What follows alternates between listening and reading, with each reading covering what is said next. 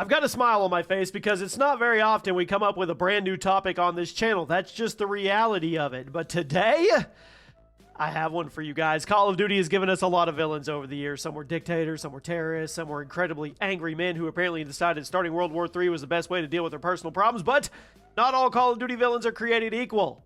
Today, we're going to rank every Call of Duty villain based on their threat level. Not necessarily how memorable they were, how good of a villain they were, rather how much damage they were capable of doing. Before you ask, there are going to be some villains that are left off the list because they just, well, they're just kind of lame. Like, did any of you remember the main villain of Vanguard or COD World War II? Me neither. These are going to be ranking all the most iconic and devastating COD villains, and we're going to be starting off with someone who really doesn't get enough credit, even though you all remember him. Barkov, Modern Warfare 2019. He's a nasty guy.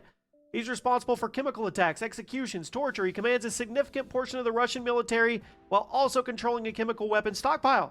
Obviously, he's capable of a lot of damage, but compared to some people we're going to talk about later, I think his ambitions are pretty small scale.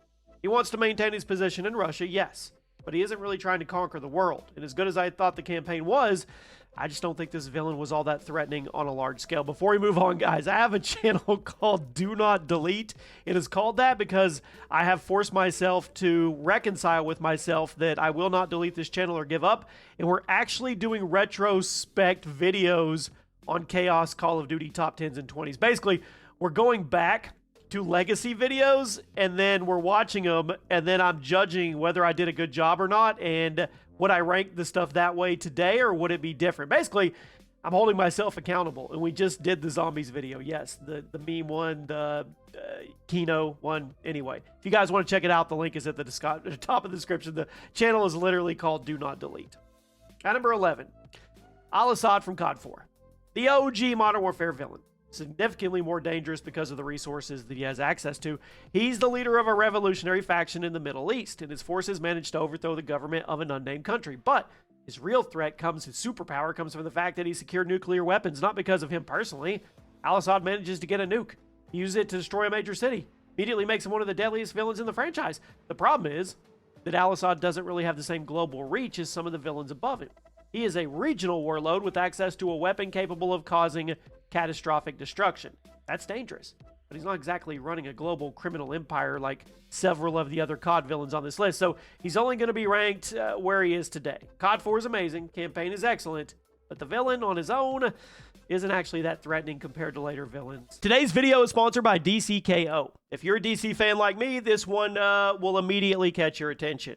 DCKO is a free-to-play mobile fighter coming to iOS and Android in 2027. Features both live PvP against real opponents and deep PvE experience set across the DC universe. It's a 2v2 tag team system. You bring two legends into battle, use assists, combo tags, super tags, you create your own strategies. Super easy to pick up, but it definitely looks like there's a lot of depth once you start learning the mechanic. What stood out for me right away was the roster potential. The team-up possibilities are endless. Being able to mix DC superheroes and DC supervillains together and build your own combinations, it's kind of a thing that I've always thought was pretty cool. The art style pops, and from what I've seen so far, the combat looks pretty fast and fluid and built around making every match feel different. And you can level up your legends and customize their super to better match your playstyle. I also like the fact that they're putting equal focus on both sides of the game. Whether you're someone who wants to jump into live PvP, test yourself against other real people, or you just rather spend your time in PvE content exploring the DC universe, that's kind of my vibe. It looks like there's going to be plenty to do either way. Plus, they're planning to add a new legend every single month. A big thank you to indie developer Dropfake for sponsoring this video. DCKO is an upcoming free-to-play mobile DC fighter, live PvP versus real opponents worldwide, or you can take on the DC universe solo and PvE. You can register through my link at the top of the description, the pinned comment, or you can scan the QR code to be the first in when it drops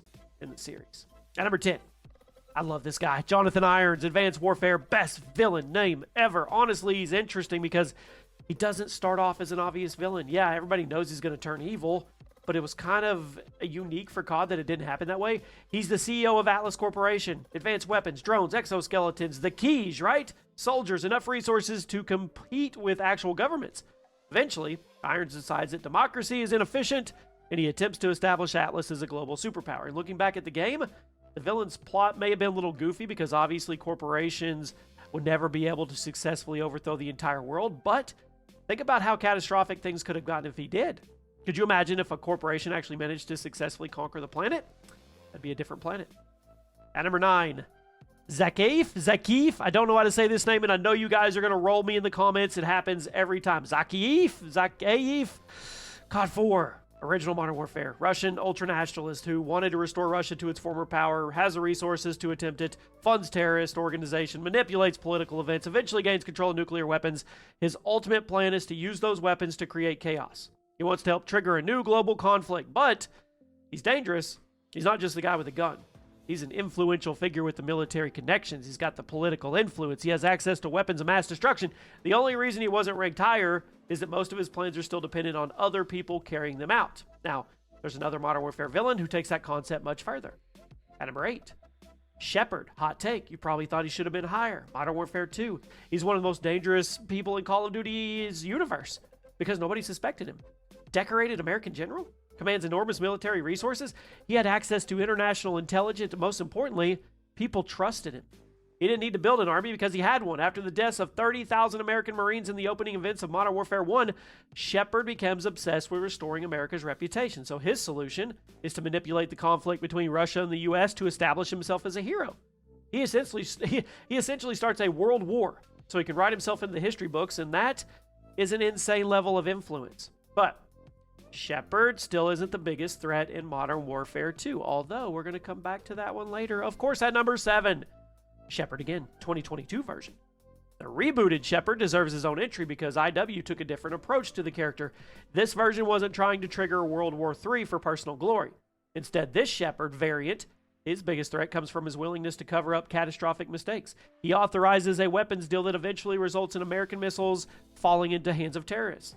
Rather than admitting that, he sends soldiers to clean up the evidence. That makes Shepard less of a traditional supervillain, more of a walking geopolitical disaster. He wasn't trying to destroy the world.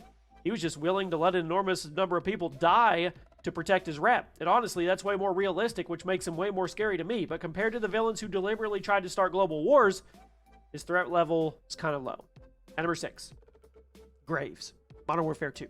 The rebooted Modern Warfare 2. Now, the rebooted Modern Warfare series has a lot of villains. Graves, I think, deserves a shout here. Even if Modern Warfare 2 isn't a fondly looked upon game, Graves commands Shadow Company, incredibly well-equipped private military force. And when Shepard gives him an order, Graves is more than willing to turn Shadow Company against America and allied forces. He took control of the city, hunted down Task Force 141, demonstrated just how dangerous a modern private military organization could be.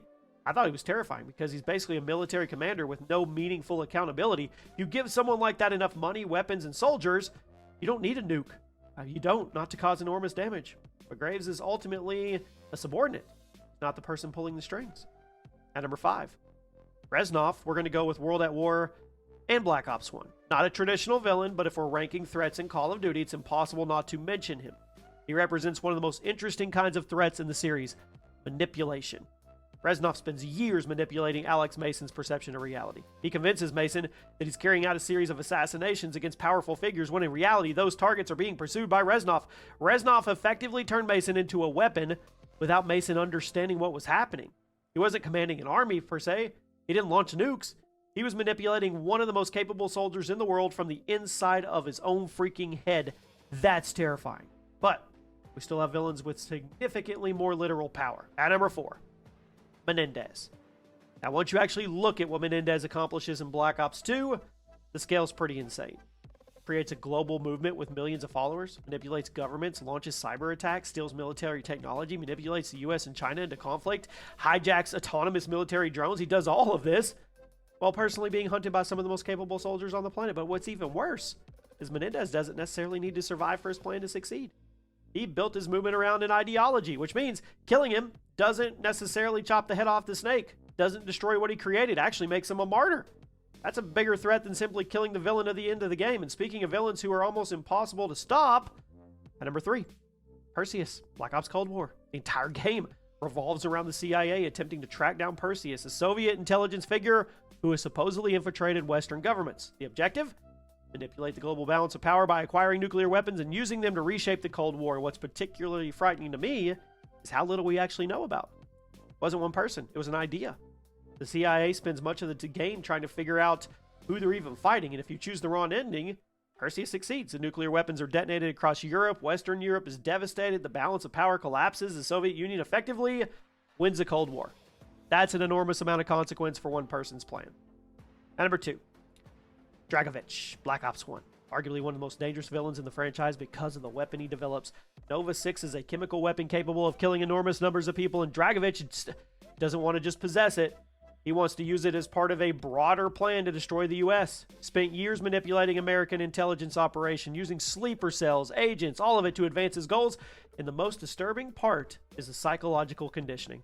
Dragovich turns American soldiers into potential weapons against their own country, and Mason himself is subjected to brainwashing. So his threat wasn't just military, it was biological. But there was one villain who arguably caused more global destruction than anybody else. Yes, I'm going with Makarov. Modern Warfare 2, Modern Warfare 3.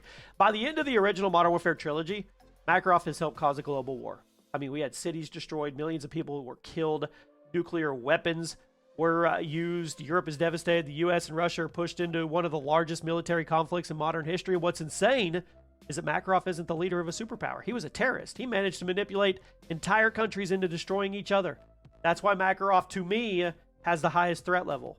He doesn't have to be the strongest person in the room. He just needs to convince everyone else to start shooting, and he does.